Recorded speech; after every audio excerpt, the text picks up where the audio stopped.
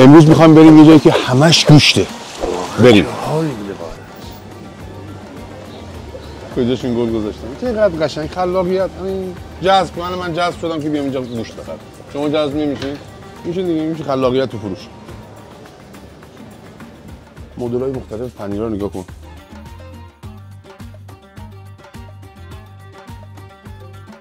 کره ها رو تو کره واقعا پیت و خیک.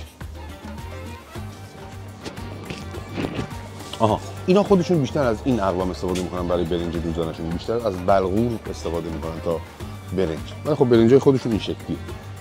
توپل و کوتاه و میذارم که توش مشخص بشه. هیچ کدومشون برنج ایرانی نیست. یه درجه پایین‌ترش شد. برنج پاکستانی هم که دیگه رنگم ببین حالم بپرسید دیگه. مشخص. اب بلند، اب تمام چشم.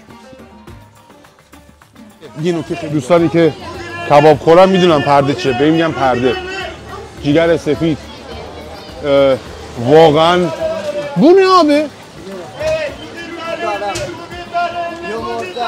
این یمرتا. بابا فارسی صحبت کن، بیا یه فارس دیگه.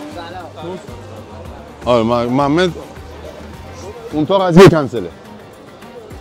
ما توی آره نه مشتبه قدش کن. ببین ما تو قلب استانبول، قلب اروپا، قلب آمریکا بریم این اصالت مازندرانی خودمون رو فراموش نمی‌کنیم. اینجا اونجا نیه. بریم.